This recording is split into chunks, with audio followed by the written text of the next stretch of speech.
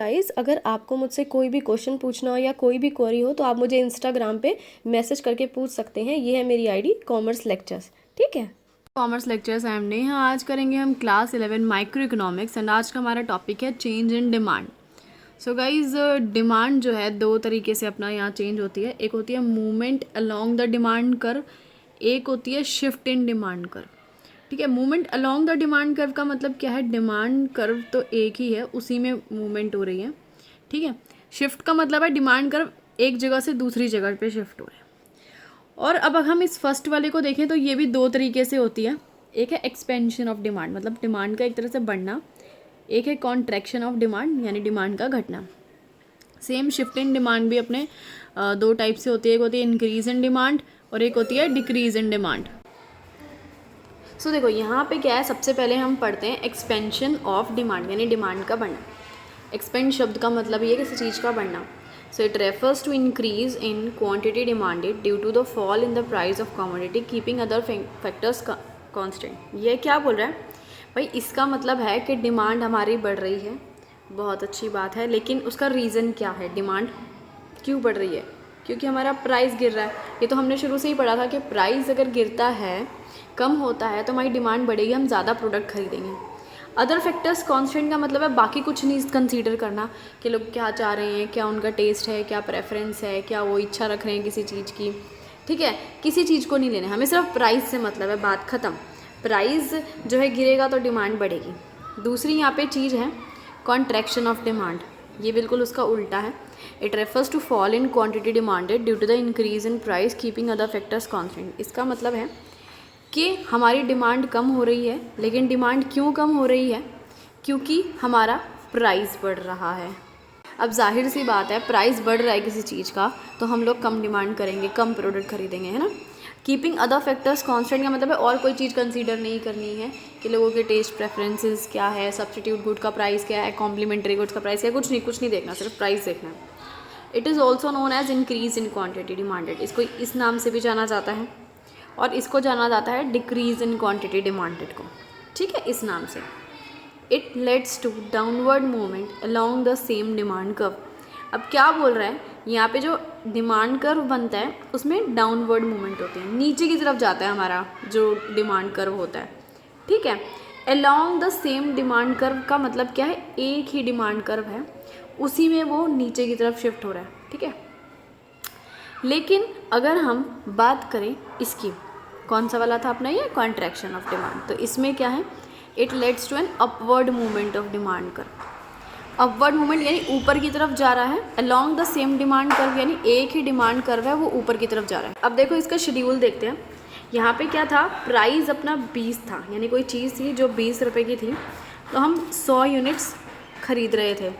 ठीक है, फिर प्राइस अपना कम हो गया, 20 रुपये से 15 रुपये हो गया, तो हमने डिमांड ज़्यादा कर दी, हम ज़्यादा प्रोडक्ट खरीदने लग गए। क्यों? क्योंकि रेट कम हो गया, तो हमें लगता है कि और ख़रीद लो और ख़रीद लो।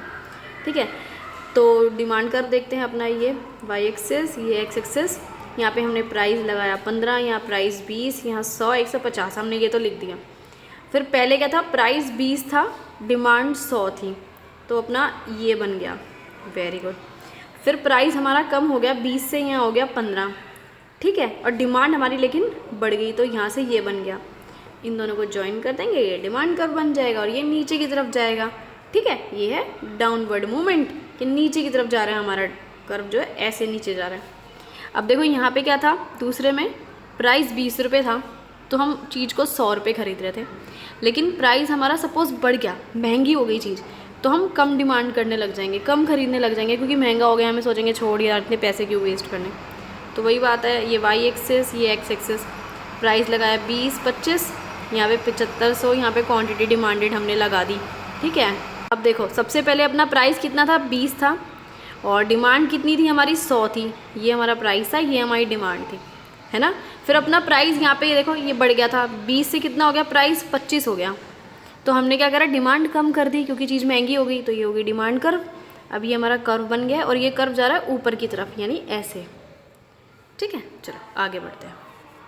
नेक्स्ट है इंक्रीज इन डिमांड, फिर है डिक्रीज इन डिमांड, दो पार्ट हैं ये। तो इंक्रीज़ इन डिमांड, नाम से पता लग रहा है डिमांड इंक्रीज़ हो रही है। It refers to increase in demand of a commodity due to the favourable changes in the factors other than the price. इसमें क्या हो रहा है, हमारी डिमांड बढ़ रही है, बहुत अच्छी बात है, लेकिन हम प्राइस कंसीडर नहीं कर रहे हैं, प्राइस से कोई लेना देना नहीं है। फेवरेबल चेंजेस इन फैक्टर्स का मतलब है बाकी जो फैक्टर्स हैं, जैसे कि अपना सब्स्टिट्यूट गुड्स का प्राइस, कॉम्प्लीमेंट्री गुड्स का प्राइस, लोगों के टेस्ट एंड प्रेफरेंसेस, ये सभी चीज़ें हमें देखने हैं। तो इनमें जो है फेवरेबल चेंज यानी पॉजिटिव चेंज आ रहा है, ऐसा चेंज आ रहा है जिसकी वजह से हमारी डिमांड बढ़ रही है। यानी सपोज ऐसा चेंज आ रहा है कि लोग उस प्रोडक्ट की इच्छा कर रहे हैं खरीदने की। अब देखो इसमें क्या है, डिक्रीज़ इन डिमांड में बिल्कुल उसका अपोजिट है। It refers to the fall in demand of a commodity due to some unfavourable changes in the factors other than the price of the commodity. Decrease in demand का मतलब क्या है कि भाई अपनी डिमांड गिर रही है, कम हो रही है। रीज़न क्या है उसका, रीज़न है अनफेवरेबल चेंजेस इन फैक्टर्स, यानी लोगों का टेस्ट वगैरह जो है ऐसा हो रहा है कि उस प्रोडक्ट को पसंद ही नहीं कर रहे हैं। ठीक है, चलो, और प्राइस हमें नहीं लेना है उस प्रोडक्ट का। जैसे कि अगर हम एप्पल के बारे में सोच रहे हैं, एप्पल ख़रीद रहे हैं, तो एप्पल के प्राइस से हमें कोई मतलब नहीं है यहाँ पे। बाकी फलानी ढिकानी मैंगो ग्रेप्स सबसे मतलब है, एप्पल के प्राइस से मतलब नहीं है। आगे देखो, it leads to rightward shift in the demand curve. Rightward shift हो जाता है, यानी राइट की तरफ कोई चीज़ जा रही है तो वहाँ पे इसका मतलब है कोई चीज़ इंक्रीज़ हो रही है। लेफ़्ट वर्ड शिफ्ट हो रहा है, लेफ़्ट वर्ड शिफ्ट का मतलब है कि जो चीज़ लेफ़्ट में जा रही है इसका मतलब डिक्रीज़ हो रही है। एग्जाम्पल देखते हैं, प्राइस 20 रुपये है तो अपनी डिमांड कितनी है, हम 100 यूनिट खरीद रहे हैं। प्राइस फिर भी 20 रुपये है लेकिन डिमांड हमारी बढ़ गई। अब आप सोच रहे होगे प्राइस तो सेम ही है यार, डिमांड कैसे बढ़ी जा रही है, सोचने वाली बात है। क्यों? क्योंकि हमने यहाँ पढ़ा था अभी कि प्राइस को तो कंसीडर ही नहीं करना, प्राइस को तो हमें देखना ही नहीं है, हमें तो बाकी फैक्टर्स देखने हैं। बाकी फैक्टर्स जैसे कि अगर टी कॉफ़ी है तो अपना हम कॉफ़ी पीते हैं तो टी के प्राइस में चेंज आ रहा है, हमें तो ये देखना है। ठीक है, हमें कॉफ़ी पी रहे हैं, कॉफ़ी के प्राइस से मतलब नहीं है, बाकी सब चीज़ों से मतलब है। देखो प्राइस हमेशा 20 ही रहेगा। ठीक है, यहाँ पे वेरी गुड, बहुत अच्छी बात है, प्राइस 20 रहेगा। पहले डिमांड थी 100, प्राइस सेम था, डिमांड बढ़ गई 150। तो पहले था अपना डिमांड कर्व ये, फिर डिमांड अपनी यहाँ से 100 से 150 हो गई थी ना, तो डिमांड कर्व यहाँ पहुँच जाएगा।